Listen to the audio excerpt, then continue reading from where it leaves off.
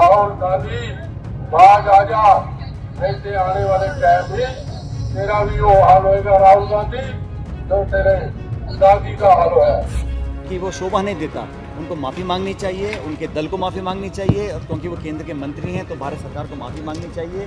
नेता प्रतिपक्ष के खिलाफ इतनी ऊंची भाषा का प्रयोग करना कतई किसी रूप में भी सही नहीं है। ये एक अत्यंत दुर्भाग्यपूर्ण साजिशनुमा वातावरण है, सोच समझकर बनाया गया और किया गया एक अभियान है राहुल गांधी की जान और माल को खतरे में डालने के लिए, राहुल गांधी के अस्तित्व को खतरे में डालने के लिए, और ये उकसाने की राजनीति है।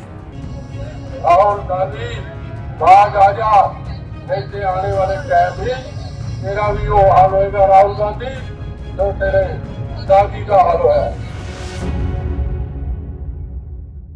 राहुल गांधी को जान से मारने की धमकी सुनकर चुप रहना नामुमकिन है, क्योंकि मुझे भाजपाइयों पर रत्ती भर भरोसा नहीं है। इसीलिए वक्त है डटकर इनका सामना करने का, क्योंकि इनका जो इतिहास है वो बहुत काला, बहुत घृणित है।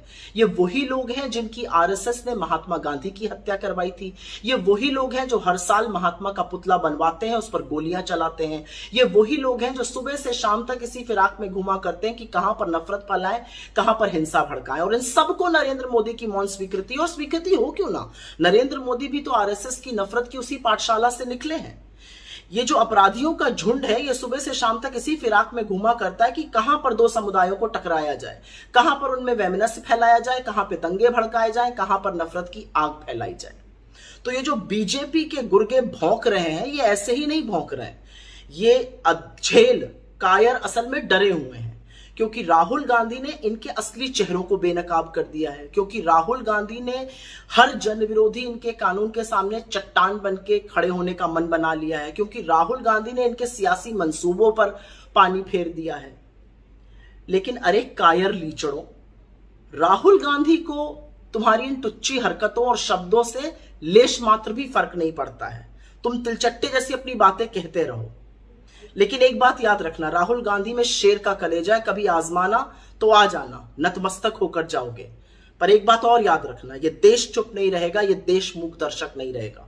तो नरेंद्र मोदी जी, अपने पालतू जानवरों को काबू में कीजिए। इस बार आप गलत आग भड़का रहे हैं, क्योंकि आप नहीं रहिएगा, हम नहीं रहेंगे, ये देश रहेगा। और आपकी नफरत और हिंसा को हम कतई सफल नहीं होने देंगे। आप जब जब नफरत और हिंसा की आग भड़काइएगा, हम मोहब्बत के ठंडे पानी से उसे बुझाएंगे, क्योंकि इस देश में मोहब्बत का लीडर तो एक ही है, और वो राहुल गांधी है। पिछले 10-12 दिन से लगातार भारतीय जनता पार्टी के वरिष्ठ नेता, विधायक, मंत्री राहुल गांधी जी को जान से मारने की धमकी से लेकर उनके खिलाफ अपशब्दों का इस्तेमाल कर रहे हैं। एक नेता महाराष्ट्र का कहता है कि उनकी जीभ काट दो, 11 लाख रुपए देंगे। क्यों, आपको उनकी जीभ से क्या दुश्मनी है? हमें मालूम है क्या दुश्मनी है। आपको दुश्मनी यह है कि उस जीभ से न्याय की बात निकलती है, दलितों के लिए, अल्पसंख्यकों के लिए, आदिवासियों के लिए, पिछड़े वर्ग के लिए, महिलाओं के लिए। और यह बात भारतीय जनता पार्टी को नागवार गुजरती। भारतीय जनता पार्टी इस चुनाव में यह समझ गई है कि नफरत का बाजार कितना भी बड़ा हो, मोहब्बत की एक दुकान काफी होती है उस बाजार को खत्म करने के लिए। राहुल गांधी ने वो करके दिखाया है। यही दुश्मनी है इनकी राहुल गांधी से। कौन बोल रहा है ये सब, वो आप सब देख रहे हैं। बुलवा कौन रहा है, चुप कौन है, क्यों बुलवा रहा है, क्यों चुप है, ये सवाल पूरे देश के दिमाग में है। भारतीय जनता पार्टी के शीर्ष नेतृत्व एकदम चुप है। क्या वही बुलवा रहे हैं? और क्यों बुलवा रहे हैं? ताकि एक ऐसा माहौल बने जहां हिंसा की कोई ऐसी वारदात को ये लोग अंजाम दे सके। ये साजिश हो रही है। इस साजिश में कौन कौन शामिल है? क्या वो भी शामिल है जो बुलवा रहे हैं? क्या वो भी शामिल है जो चुप है? ये देश जवाब मांग रहा है। प्रधानमंत्री जी, अब चुप्पी से काम नहीं चलेगा। पूरा विश्व देख रहा है कि इस देश के नेता प्रतिपक्ष को देश की सत्तारूढ़ पार्टी जान से मारने की धमकी दे रही है और प्रधानमंत्री चुप हैं। किस मुंह से आप विदेशों में जाकर अपने लोकतंत्र की ढींग हाँकते हैं, जरा बताइए। किस मुंह से आप कहते हैं कि आप विश्वगुरु हैं? अपने देश में नेता प्रतिपक्ष को जान से मारने की धमकी आपकी अपनी पार्टी के नेता दे रहे हैं। क्या आपकी शय है इसको? क्या आप उनको कह रहे हैं धमकी देने को? क्या आप ये माहौल बना रहे हैं? जवाब दीजिए, देर मत कीजिए, क्योंकि कोई भी देशवासी ये बर्दाश्त नहीं करेगा कि आप राहुल गांधी के खिलाफ हिंसा का ऐसा एक वातावरण बनाएं जिससे कि कोई सरफिरा कल को कोई गलती कर बैठे। ये हम बर्दाश्त नहीं करेंगे। हिंसा हमेशा कायरता की निशानी मानी जाती है और अहिंसा वीरता का आभूषण माना जाता है। और कांग्रेस पार्टी हमेशा अहिंसा की बात करती है और बीजेपी और आरएसएस के मुंह से आप हिंसक शब्द सुनोगे।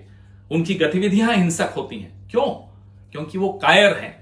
हमें आपकी गीदड़ भभकियों से कोई डर नहीं लगता, लेकिन देश और विश्व के सामने आपकी असलियत जरूर सामने आनी चाहिए कि आप किस तरह की राजनीति करते हैं, किस तरह की हिंसक राजनीति करते हैं। यह राजनीति इस देश में नहीं चलेगी। मुंह खोलिए प्रधानमंत्री जी, बोलिए प्रधानमंत्री जी, नहीं तो यह देश सुन रहा है, आपकी चुप्पी को भी सुन रहा है।